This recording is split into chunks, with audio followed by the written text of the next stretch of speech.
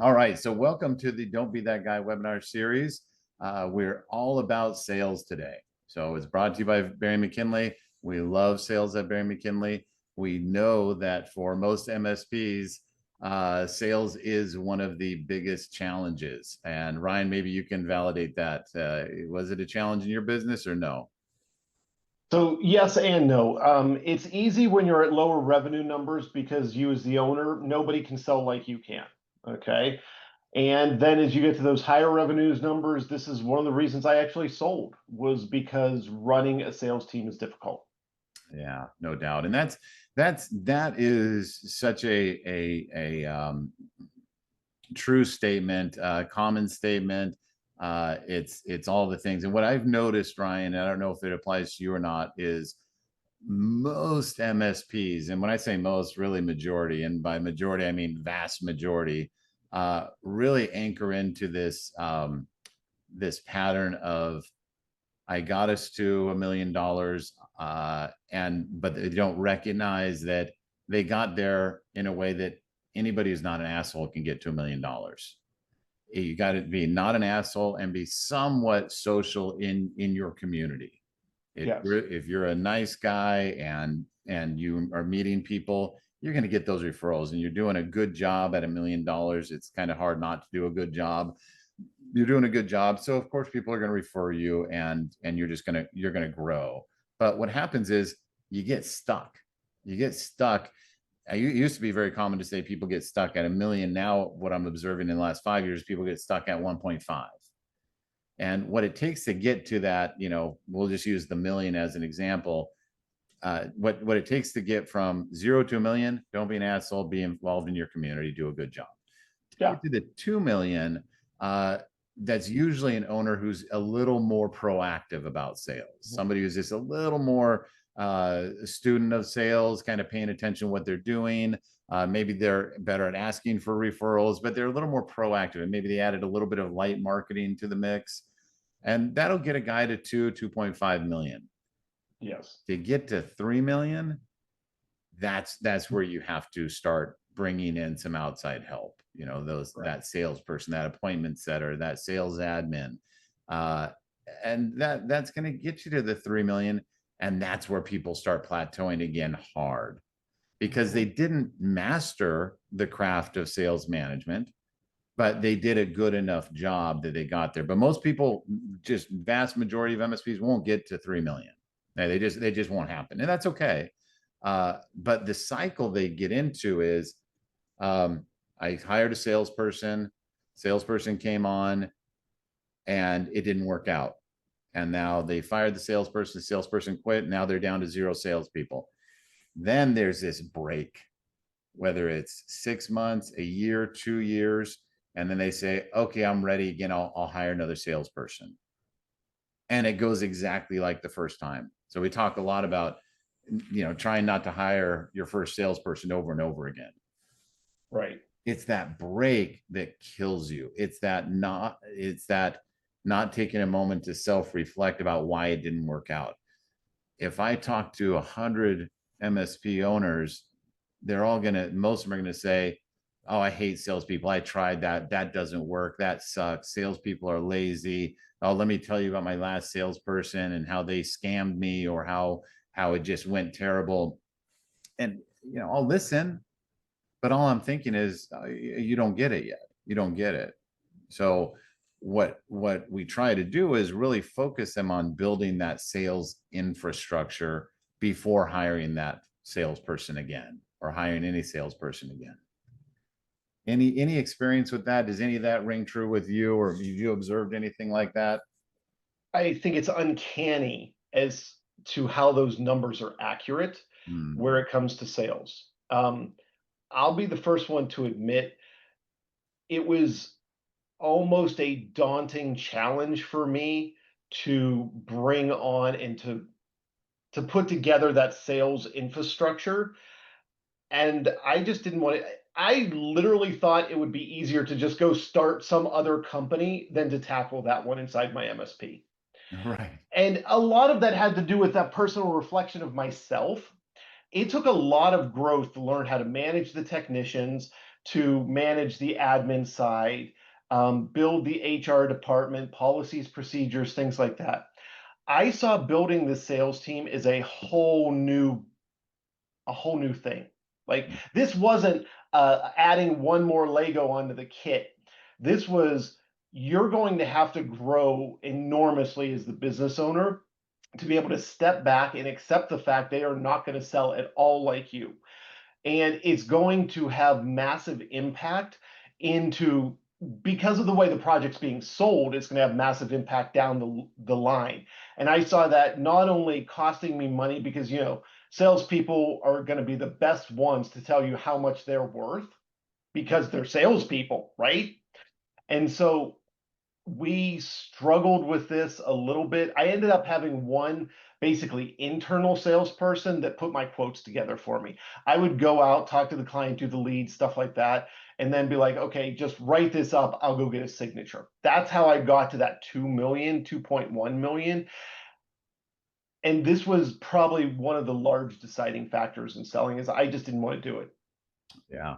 Yeah. No, and that's and you know, the really interesting or awesome part of your story is you recognize that and said, I also don't want to just linger here at 2 million forever. I'm out. Right. Which is really cool. Well, the market and the staff weren't letting me linger. Okay. Mm-hmm. Staff want promotions. I had amazing technicians. They didn't want to stay stagnant, right? They want to be moving forward.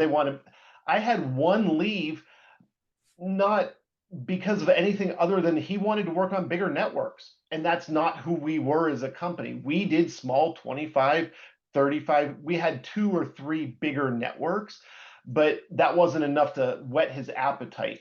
And I saw this, like, I knew the niche we were in, and I knew that if we were going to survive in the market, we needed to be bigger. And I knew it's a really hard thing. Okay.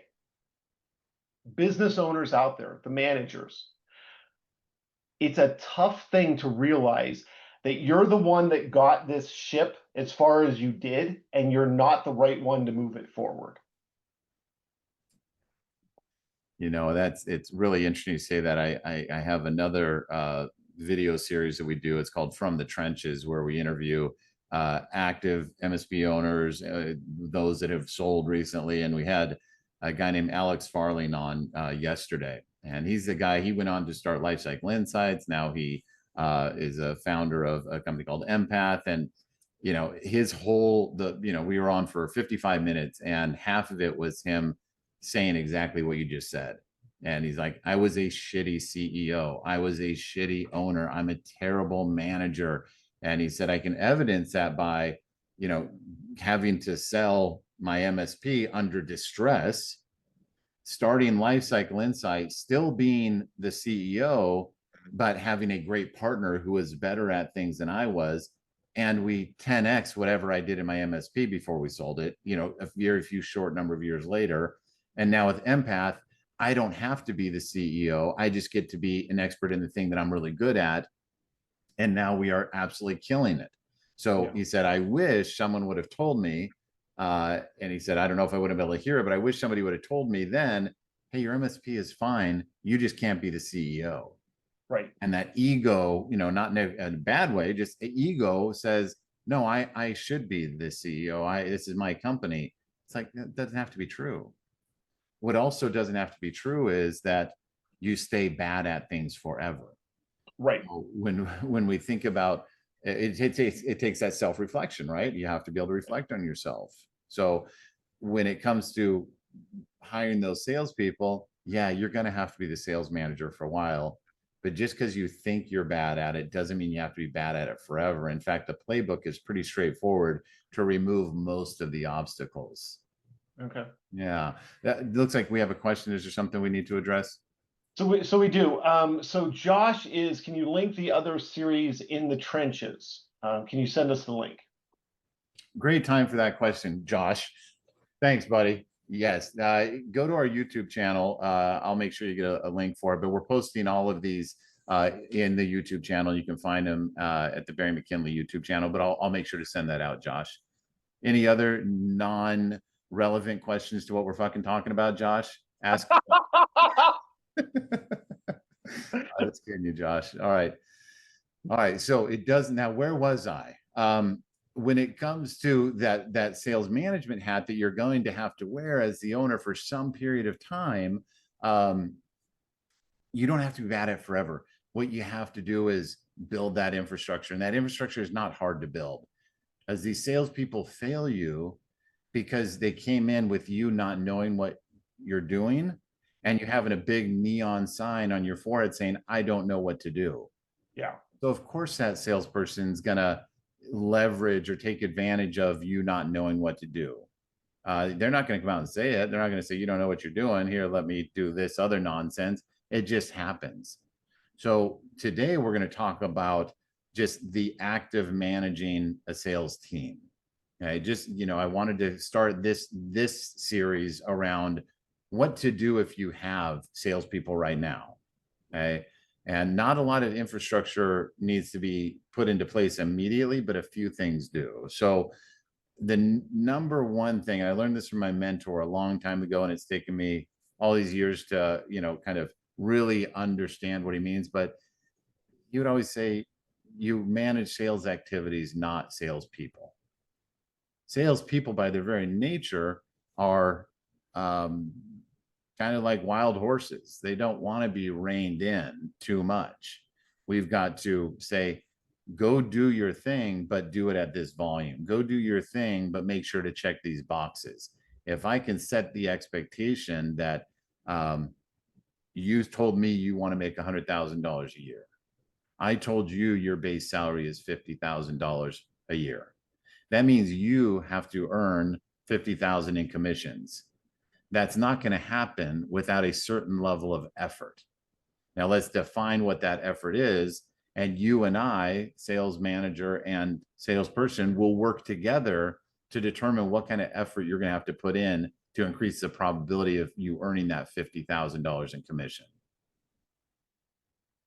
Does that check out, Ryan? It does. There's part of me that's like, I wish I would have listened to this webinar before I sold my company. Right? It's just aligning with that salesperson. Yes. Right? When we get in that interview process, it's, what do you want? I want to sell shit. What do you mean? What do I want? Okay. What do you want for selling shit? I want to make money. Why do you want to make money? Why do you think I want to make money? I want to buy shit. I want to be able to do things. Great. Like what? You've got to dig in with that salesperson before you even hire them to see if they are even able to set a goal for themselves. Ultimately, where we want to get is they're telling you, I want to make enough money to buy a house. I want to be able to move to a better part of town. I want to be able to take my kids to Disneyland. Cool. Why do you want to take your kids to Disneyland? Because I didn't get to go as a kid. Why is that important? Because I want my kids to have experience that I didn't have. Why do you want to move to a better neighborhood? Just because it'll be closer to school and it will be in a community that we want to get involved in. We've got to go that deep with those salespeople to be able to always trigger back to, remember you want to do this thing? Well, then pick up the fucking phone and start calling some people. Remember you wanted to go to Disneyland, take the kids to Disneyland? Well, then why are you making a proposal at 11 o'clock in the morning instead of out there meeting with people who are interested or might be interested in our services? You understand what I'm saying, Ryan? Yeah. Well, and I found that this is also not that different from how I manage my techs. Right. Okay. They had concerns about XYZ, and I call it shiny object syndrome. Okay. They would go through this. Oh my God, Ryan, this new mouse, we have to have this new mouse. Let's make this a piece of software though. Okay. Sure. We have to have this add-in for Automate. We have to have this add-in for ConnectWise. We have to have Bright Gauge. We have to. And most of the time, if I was able to connect that back to like our goals, it didn't align. Okay. So maybe this is helping some people out there, like, see, I was actually worried coming into this webinar because I'm like, I have nothing to say. I didn't really manage salespeople. And now I'm like, actually, that's a damn good thing, because I bet there's somebody else out there that was in that same exact position I was. And I'm realizing it might not be as scary as I thought it was going to be. Yeah. Well, I'm glad that's, starting to bounce in your head, because I always say sales manager is the second toughest job in the business. Being a salesperson is the toughest job in the business, but it's tough for reasons that people don't quite understand. They think it's something to do with closing enough deals is really hard. That's not the tough part. The tough part is building that salesperson or that sales team and actually being involved with them enough for them to actually get the results they're looking for.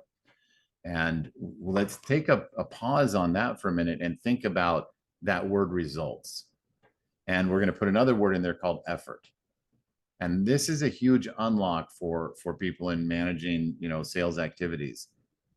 We need to measure the effort and measure the results separately.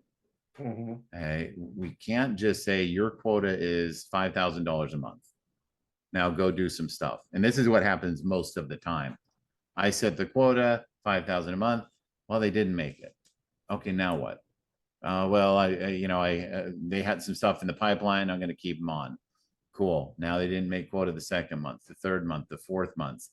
But because we weren't managing the effort, we feel stuck. We get emotional. We like the salesperson. We want them to get it. We want to trick ourselves into thinking it's just going to work out. And now you've hung on to this salesperson for 6, 8, 9, 15 months. And now you're frustrated. They're frustrated.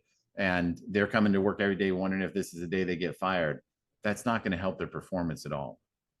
But if we set that effort separately and say, hey, give me high effort and low results, I'll take that all day long. Because now we just have a talent issue and we can work on the talent. But if you'll show up and do the efforts that we described and do them in a high enough volume, you've got a job with me for quite a while. If you give me low effort and low results, you're gone tomorrow. I'm doing you a favor. I am firing you. And firing is not a bad word. Firing is propelling you forward, getting you out of this place where you're not finding success and giving you the opportunity to find a target where you will be successful. Okay. That probably just sounds like a cute little spin, doesn't it, Ryan?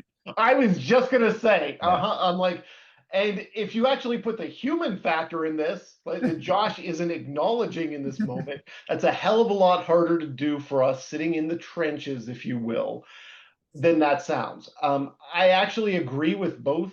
I think that one of the ways that I help myself get around this, because I like to think that I'm human some days. Yes. Was I would always try and find, whether it's a technician, a salesperson, or something, I would always try and find them a job after me that I thought would be a better fit for them. Yeah. And the conversation went like this. We use the bus analogy from good to great a lot inside our company. And we would try this person in different seats on the bus, different job roles, and see where they would fit, if they were a good fit for the team. And if there wasn't a seat on the bus, it was my job to get them off the bus. That was my responsibility to the crew in the back. Okay. And so who better than someone who can't find a seat for you on his bus, but knows a lot of other buses in town, other companies, right? To say, hey, I think Bob over at company XYZ should give you a try, because I think that you're going to fit better with his culture, stuff like that. And I would always have a conversation with Bob ahead of time and be like, Bob, I'm going to send somebody over to you. My ask is you give him an interview. You don't have to hire him. Okay. Just sit down with them, talk to them, see if you're seeing what I'm seeing. That helped me have that conversation. And it allowed us to acknowledge the humanity a little bit more, but do exactly what you just said. Yeah. Well, I like that. And I will tell you this. Firing salespeople should be very, very easy. Okay. It should almost be you slept no better than the night before you fired a salesperson. Because if they aren't doing it for you, they aren't doing it for themselves. And base salaries, they're not doing it for their family. They're not making it. And they're just scared. They're just wondering what they're going to do. And that's okay for them to be scared. But this is absolutely the wrong job or wrong place for them. Right. So I really do believe when I fire a salesperson, I'm doing them a favor because they're not going to pull the trigger themselves. They're just going to live on this shitty low base salary and really not live. They're just going to subsist. So I feel like it's very cruel to hang on to a salesperson longer than you should. That's what you as the leader owe them is, hey, this isn't working out. I'm not going to torture you and your family by you pretending it is. Okay, so I very much agree with the other sentiments, however, of being a human about it. This should not, again, my mentor told me a long time ago, if anyone was ever surprised when you fired them, you're an asshole. Okay? Yeah. Absolutely. They should be knowing, and that's especially true of salespeople. It should never come as a surprise because we're setting that effort quota. All you have to do is show up and do the right volume of activities that we've identified, and the results should occur for you. If they're not, I, as the sales manager, owner of the company, need to be listening to how you're getting past gatekeepers, how you're having that first call, how your closing calls are going. If I'm not listening to that, I can't coach them. In the same way that if I'm not tracking your activities and you're not making those results or your quota, if I don't have any information on what you did, I can't coach you. Right. It's just like, NFL team showing up on the field and the coach, never formally required any practices. I don't know why that guy's so slow. I don't know why he doesn't know the plays. I don't know why things aren't happening. All I can do is say, hey, you should have gotten how many yards or so many blocks or how many touchdowns.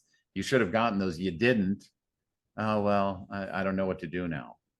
Right. No feedback, no nothing for that player. So we think of those high effort, low results. Fine, we're going to continue. Low effort, low results, you're out of here. Okay. Low effort, high results. I'm going to question everything in my life.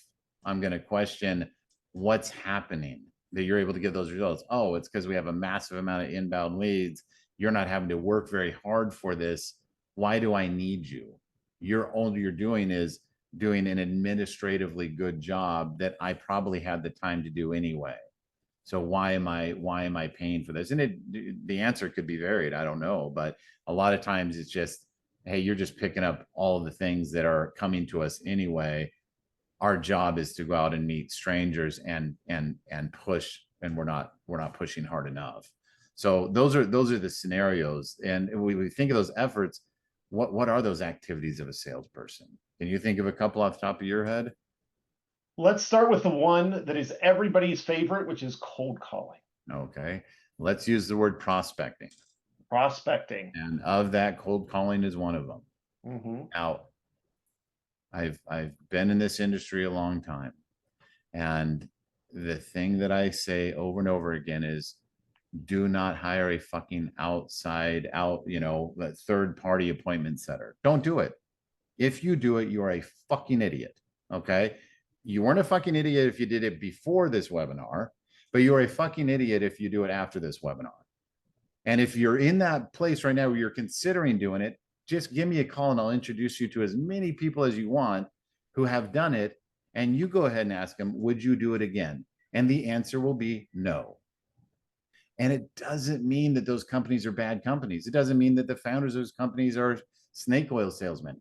It is a great idea, and logically it makes sense. You are experts. You have built a team of appointment setters and you do this for other people. I love that. That sounds great. The fact is, it does not work. You want to tell me your buddy in East Pitchfork, Nebraska, who I work for? Great. Don't fucking care. You bring me one, I'll bring you 99. Okay. I also will ask your buddy in East Pitchfork, Nebraska, tell me about why it worked. Well, I did it for a while, and I got 3 appointments, and one of them closed, and that paid for the whole year of the service.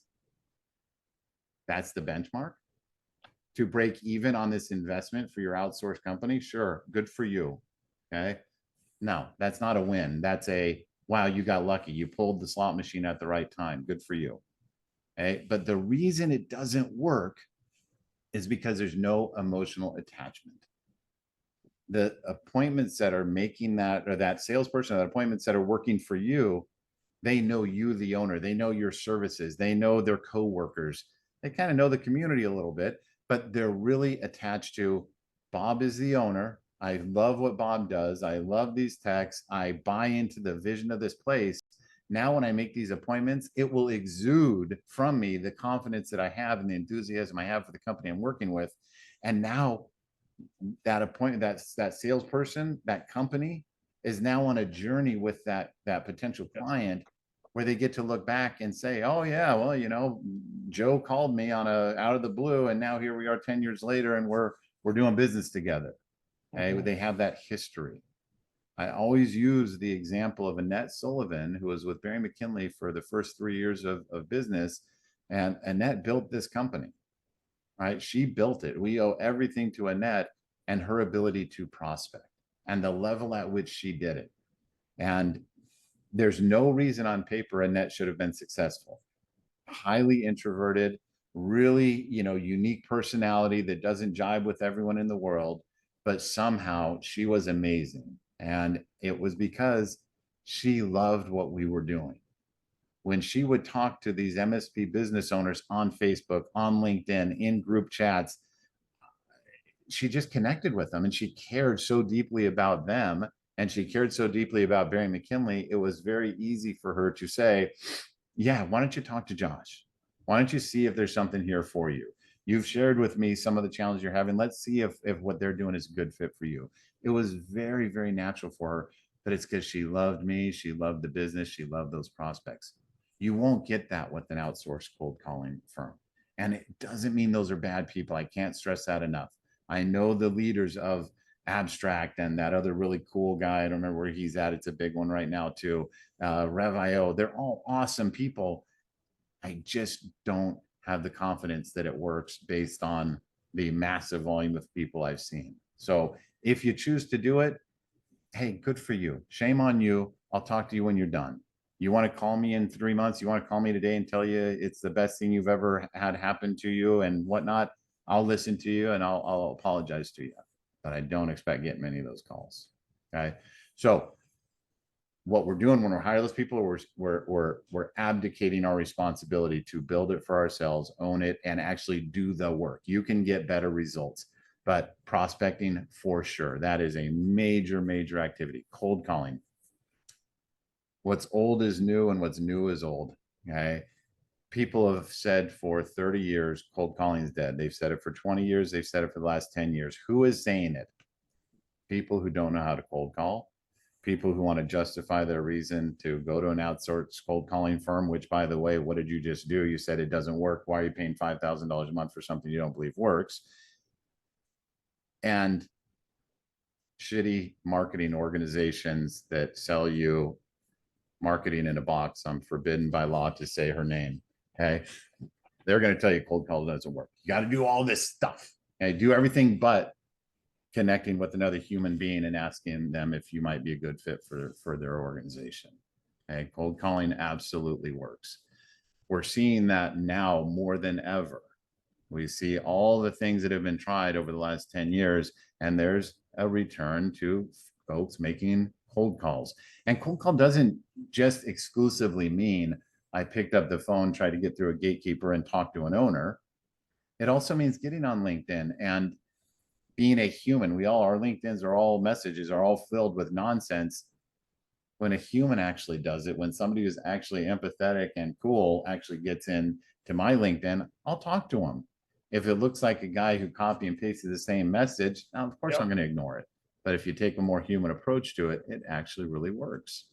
So we got to do a certain level of prospecting to get to that first appointment. So we need to do a certain level of first appointments. And how this looks with the efforts and results mechanism, it's initially for that first 6 months, the effort is prospecting and the result is a first appointment. Okay.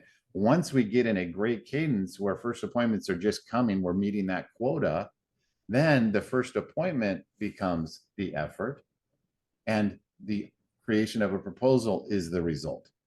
We're still not at quota. We're still not at winning deals.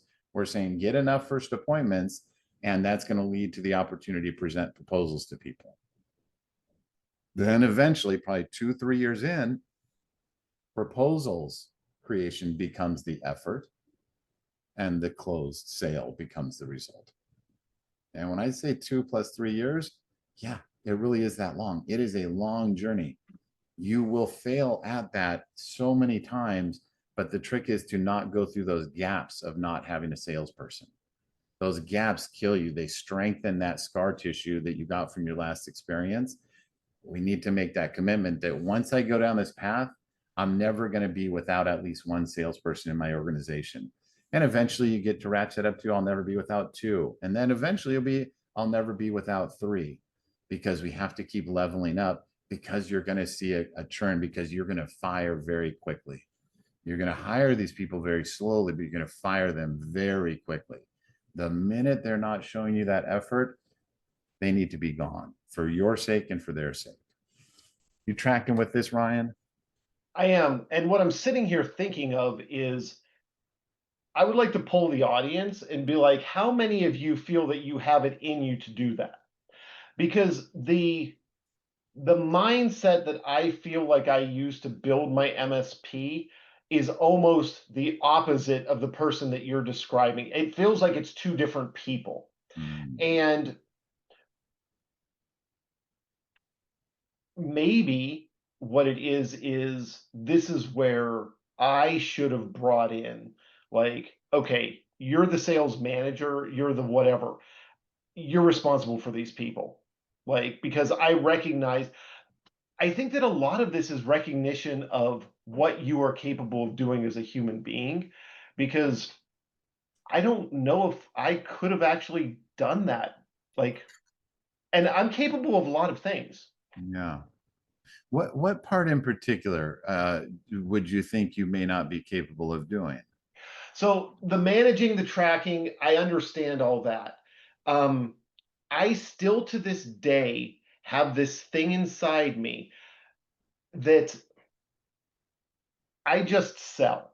Okay. I don't have talk tracks. I don't have, like, I actually got pissed off the first time a salesperson asked me for a talk track. I was like, you just go talk to them. Be a decent human being, help them with their problems. It's not that hard. It is that hard. Yes, For it is. them, it is that hard. And I've never been able to get over that. Yeah. No, that is. When did you recognize that? Later in the game, I probably 3 years before I sold. Yeah. Yeah, I'm impressed. That is, and I haven't thought about it as clearly as you just said it. It's until you recognize that, it's going to be really hard to do this, what we're talking about here. Yeah. As that is the that self-comparison fallacy. I do it and it comes easy for me. Yes. Therefore, you should be able to do it. It's not that hard. And what that really does is it just leaves that salesperson without any proper guidance. Exactly. You're not giving them the tools that they require. I'm sitting here thinking, because I did get to meet a sales team towards the end, and I saw how they functioned, and I was like, oh my goodness. Like, Right. there's a department in a company that functions like this. Like, the things, like, it was almost like they were trading LinkedIn connections as like they were currency. And I'm like, well, don't you just go to like the chamber, or like the little meetup or greet up or something that the bankers go to, like sponsor some raffle thing and just start talking to people? Like, isn't that how you, like, what is this, like, treating these clients as a commodity? Like, that just never registered in my brain, but it happens. So the other fallacy is that you're not good at sales. I'm not good at sales. Okay. We think we are. That's the fallacy. I think I'm good at sales. You think you're good at sales. Okay.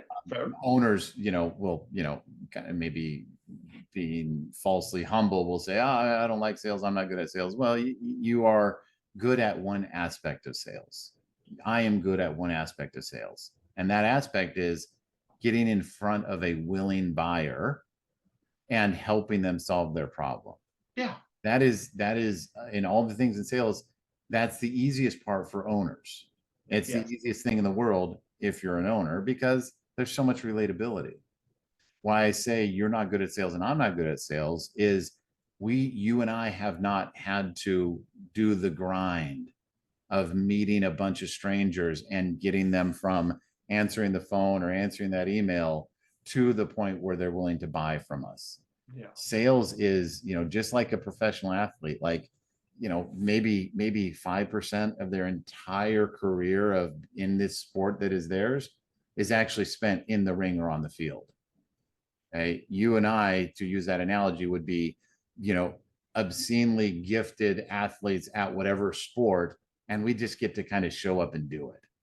The rest of the world has to do this massive amount of training and practice and repetitions at something. That's the real work. You and I didn't have to do that real work in our roles as owners. Yes. Okay? And that's a trick. I'm going to say someone's good at sales if they can take a stranger and get them to meet with them. You're great at sales. You are phenomenal. You're God mode if you can get 10, 15, 20 people a month to answer you and say, yeah, I'll give you some of my most precious commodity, my time.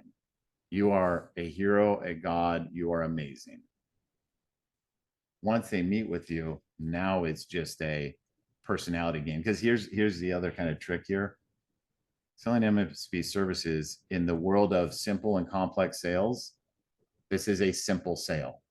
And a simple sale is partially defined by, is it an emotional purchase or not? And I assure you, despite all the gadgets and the bits and the bytes and the particles, they are buying from you on emotion. I like you. I trust you. There's something that tells me you'll do better than the last company. Yes. That's all. That's a simple sale. And it's not complex. Looks like you got to go. Josh, want to ask me what time it is real quick? No, but I think Jody wants to chime in. All right, go ahead. Okay, as a salesperson who's constantly meeting and exceeding quota, this sounds like a salesperson right here. Does, Building yes. her value for sure. Yes, We yes. love you, Jody. I work under a sales manager who strongly emphasizes the dialing for dollars mindset. I recently explored an AI sales company and found some of the tools compelling. Knowing that some leaders are hesitant about outsourcing or automating parts of the sales process, what are your thoughts on how sales AI solutions in a traditional outbound focused culture? The question is what do we think about leveraging AI or other tools like that?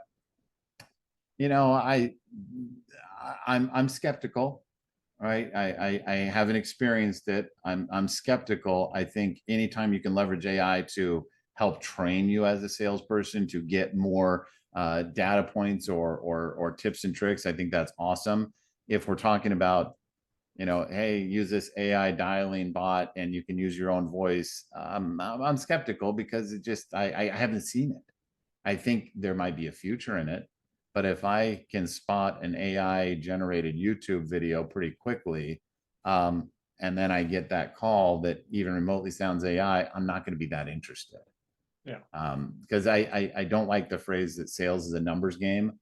You can make an argument or mechanically it might be, but I think I'd rather have a quality of engagements than a volume of engagements. But your only way you're going to get the right volume is making enough calls and having enough quality engagements. So, and I don't know that AI can provide that. I'm very, very happy to be wrong eventually. Okay, so when we think about that effort and results, yes, there is this volume thing, and it's kind of just simple math. If you can make 5 phone calls and get 2 appointments, why not make 10 and get 4 appointments? Why not make 50 and get even more appointments? Why cap or stop yourself there? So that volume is really, really important, but practice doesn't make perfect. Perfect practice makes perfect. So if you're making 100 phone calls in a day, 95 of them have to be perfect in order for them to have been valuable. There's no value in making 100 phone calls and getting stopped by the gatekeeper 90 times. That doesn't help. You're doing something wrong that you keep getting stuck. So there is a volume component to this. All right. Let's now think a little bit about, we talked about the activities. We got to prospect, we got to get on first appointments, we have to deliver proposals, we got to close meetings. Some of those other things that are in that kind of wheelhouse or realm of being a salesperson is, you got to go to internal sales meetings, you've got to follow up with your prospects, follow up on proposals sometimes. And then there's the networking and events that you go to. And that's, you mentioned chamber. I think chamber and Rotary and local community events are a nice thing to do. I think it's important to know your community. I don't necessarily put that into the realm of prospecting, except for at the very highest levels. So if you're thinking, okay, I want to go to this event where my prospects might be, great, go to that event, but set a target for yourself, for your salespeople, to say, in order for us to consider this a success, we have to come away with 5 appointments, 2 appointments. Yeah. I met you, we're vibing. Will I ask you if we can catch up offline? Can I set a time with you that we can meet? That starts turning into a success. Yeah. And so the networking events is a mixed bag for me. So one of the things that I found that was really helpful, now I live in Missoula, Montana, we're a medium-sized town, is when I was out purchasing things at local places, okay, I would always look at their IT infrastructure, okay, and odds are 50% of the time they'd be complaining about something, like, oh, I'm trying to check you out, but XYZ doesn't work. I'm like, oh, who does your IT? And they would say something like, normally it's we don't have anybody. And I'm like, it shows. And so you would be surprised at how many times the owners would be there. I'd be like, who makes these decisions? And there, sometimes it was the person running the register, sometimes it wasn't. I'm like, is that person here? And the person was so grumpy about them not being able to perform their duties that they'd let you talk to them. They would literally march you back there to the owner's office and say, deal with this person, and then leave me because they wanted to put the owners on the spot to fix the thing. We got a lot of business like that. And it was one of those, like, I'm already spending money with you. Okay. And it doesn't matter. You could be buying a $5 gizmo. You're at the register and buying something from them. It was amazing how effective that worked. We would put that into the category of prospecting tips and tricks, and that is an amazing one. Whether it's at your dentist's office, your accountant's office, your attorney's office. We do have a sales course going on in Washington, D.C. at the, oh gosh, when is it? It's around August 9th and 10th or something like that. If you go to the BMK community website, you can see that. And that's where we cover a lot of those awesome tips and tricks, because those are invaluable, Ryan. Absolutely invaluable. Everyone's a prospect is the mindset that you're sharing. Absolutely. So let's, as we kind of stay on this theme of, it's not babysitting, it's managing. Okay. Getting existing salespeople to track those activities in your PSA and HubSpot Sales Pro, whatever you're using, that can feel really weird to your existing sales team if you're not doing that. And that's okay for it to feel weird. Okay. But what the method we use to get that wheel moving is, hey, the base salary that I pay you, such as it is, that's just for you telling me what you did and doing those things and telling me what you did. That's all that is. That's why you are paid that base salary. The commissions is for you winning. Those are your reward for winning. But I'm paying you to do things and tell me what you did. That works a lot better when you put that into the interview process before hiring the person. If you got somebody who's been with you for a few years or even a few months, it's hard to unwind that clock. But hard doesn't mean impossible, and hard doesn't mean you shouldn't do it. Unless you've got, and even this unless doesn't feel right saying, but unless you've got a guy who is just crushing it quarter after quarter after quarter, everyone else needs to be getting into that activity tracking. And they'll throw every objection in your way. It takes time. I'd rather be out selling. Well, you're not selling. You're not exceeding quota every month. You're not making quota every month. So we need to encourage them to, Track your activities so I don't have to fire you when you don't meet quota. Track your activities so that you and I can diagnose why you're not making quota. Oh, I see that you did this many activities. You know, hey, look at this example. You've got a prospect, you're building the proposal, you're going to lots of meetings. Well, guess what you didn't do during that period? You weren't prospecting. So what do we think is going to happen 2 weeks from now after that sale is won or lost? There's nothing going to be happening because you took your foot off the gas, the thing that got you to the place where you could write that proposal in the first place. So tracking that allows you, the owner or sales manager, to diagnose what's happening. But so many owners feel like that's micromanaging or babysitting.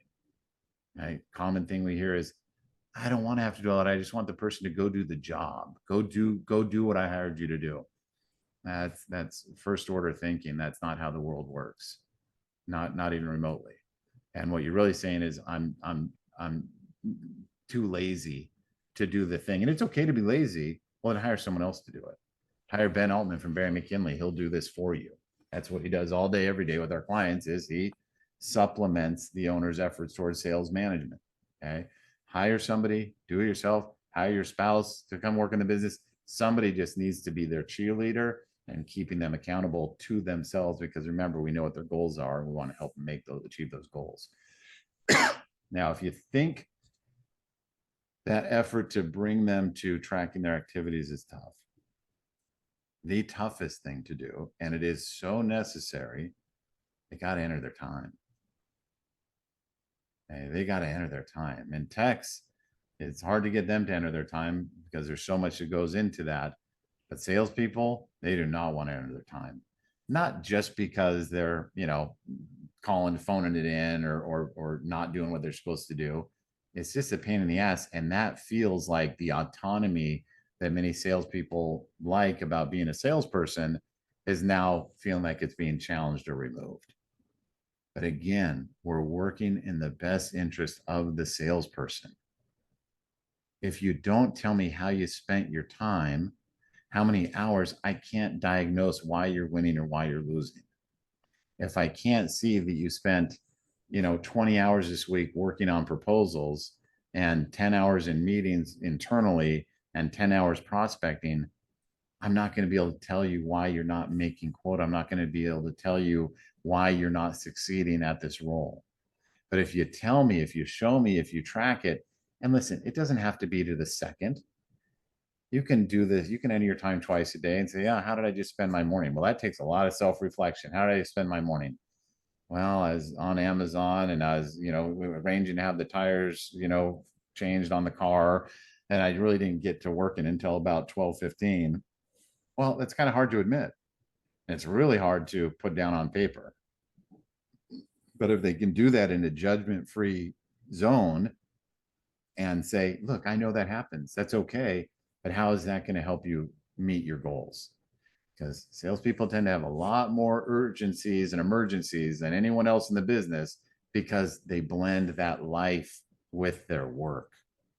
And we're here to say, hey, let's get that discipline. Let's get that attention to how you're spending your time in order for you to meet that goal of taking the kids to Disneyland. That tracking, Ryan? Yeah, I've swung completely back now to from the beginning of this conversation, like, oh, maybe I shouldn't have sold, to I'm really glad I sold and didn't do this. Ryan, you're supposed to be telling everyone how motivated you are and how you wish you would have done this and how easy this would have been. Let me help you sell your MSPs. No. Yeah, no, it is. It's why it's the second hardest job in the business, man. But it's none of that has to do with managing salespeople. Right. It has to do with managing activities. And imagine, if you will, the last salesperson you had and how painful that may have been for you. And then say, if I had this infrastructure in place and I hired that same salesperson under those guidances and those expectations, A, would they have taken the job? And B, how much more successful might they have been? That's a sobering thought. The work is done up front. The work is done when you don't have salespeople. Let's configure the ConnectWise. Let's get those policies in place. Let's get that mindset in our own heads Now let's put that proper job description out there. Let's put those expectations in here. Hey, you want to work for Alter Enterprises? A, you're going to work your ass off. B, you're going to tell yourself what you're doing every day and how long you're spending doing it, all so that you and I can help you get whatever goals you're aiming for. Please apply here if this sounds like something you want to do. Yeah. The surprise comes when you didn't have that conversation. That infrastructure isn't in place. They came to work for you on Monday morning. You barely had their laptop ready, and they said, "Great, where do I start?" And you say, "Well, just follow me around for a couple weeks." Okay, now a couple weeks has passed. All right, now go do it. Well, who should I call? Oh, well, here's a bunch of leads I just got from whatever system. Call them. All right, cool. What do I say? Because you showed me appointments you go on, but you didn't show me how to do it. Right. That should be a mirror in the face of anyone listening to this, because that's exactly what you fucking did. Yeah, that's what I did. Yeah. Yeah. And that's okay. It's that recognizing it and saying, let me put this infrastructure in place during the calm. Let me get my mind right. Now let's hire. Okay. So don't hire another salesperson until you have your version of this kind of system in place. And doesn't mean the results are going to be great. Salespeople are really good at selling themselves when they're Oh yeah. job. They're going to get past you, but you'll be really prepared to say, okay, I remember that stupid webinar from Josh and Ryan, and this guy hasn't done any of the efforts. Josh said it's a good thing if I fire him. Hopefully that allows you to not stay in that pain very long. Yeah. Okay, do we have time for one final question? We do. What advice would you give an owner to bridge the gap between service and sales so they can work together? Oh, okay. Stop being a dickhead would be the thing. You're creating that divide, owner, whoever you are. Don't say their name because I just call them a dickhead. The problem is you, my friend. Okay, you have created that divide because you have not brought them together. So the biggest tip I could say is, if we're already in motion, we got our service team, we've got a salesperson or two, and you're seeing this divide, call it out. Hey guys, this divide does not exist in this company. We do not allow it. If you can't get along, if you want to talk shit to each other, why don't you both go ahead and pack your bags and get the fuck out? Because that doesn't work here. Call it out directly and stop perpetuating the problem. Don't perpetuate, and I don't know that you do any of these things. I'm just saying the things that I've observed when this occurs, which is very often. Don't be the owner that laughs at services jokes. Don't be the guy that makes jokes. Well, Carl, he's always over promising. I guess we'll clean up his mess again. Ha ha. Carl, isn't that funny? Don't be that guy, right? Set those regular meetings. Bring representatives from service into your sales meeting. Have your service people say, hey, in order for us to feel better about going out on your shitty sales meeting that you've asked me to do 5 minutes before you're about to leave for it, I'd feel better if you knew this, if you had this information. I'd feel better if you scheduled one of my service folks with the dispatcher to go out on that first call. What's the minimum criteria that the salesperson has to meet in order for them to bring a technical resource with them? Respecting the service's time. Okay? Having sales not feel like it's okay to just call their favorite tech and say, hey, can you help me out with this? Instead, have them ask, hey, in about an hour, would you have 10 minutes to help me with something? Or better yet, go to the dispatch and say, I really need to talk to a tech about this thing. Who would be the best person? Could you get me on their calendar in 5 minutes? And encourage that, owner. Encourage that kind of clear communication. Another thing that happens a lot is we skip this necessary step of allowing service to sign off on the proposal. Okay, so what that looks like is salesperson has created a proposal. They've got some insights from the owner. Maybe they've gotten some insights from service, but ultimately, before that proposal is delivered, service needs to sign off on it, okay, to make sure that it meets all the criteria. The biggest thing we hear is they didn't give us enough time to do the job. Okay, sales for some reason put it would take 20 hours. We knew it was going to take 50. Okay, great. Let's go ahead and get that over to services hands and have them say, hey, it's actually going to take 50 hours.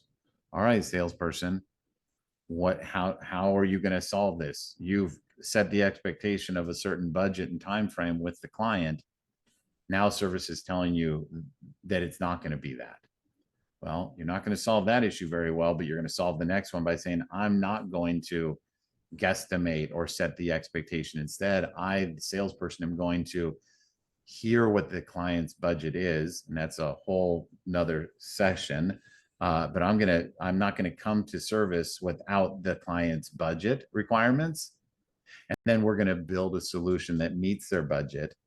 And we're going to find out if that budget is realistic. And I haven't committed to the client, but now I can have that conversation pre-proposal delivery to say, hey, look, your budget can get you this. We want this for you. How can we bridge that gap? So those are some tips and tricks in there, owner who asked, how do we bridge that gap?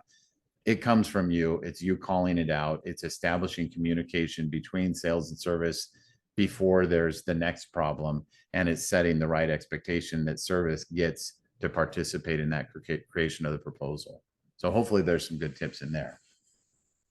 Sounds like there are to me. All right, good. Well, this is one of my favorite topics because, believe it or not, it is really straightforward. Create the infrastructure, hire within the infrastructure, manage to it. Understand that it's not all about the results. It's about the effort and rewarding and being excited about the small wins that the salesperson gets every day. And the first time they made that 50 calls out of the 50 that they were supposed to, celebrate it, cheer it. The first time they set that first appointment, be over the moon excited.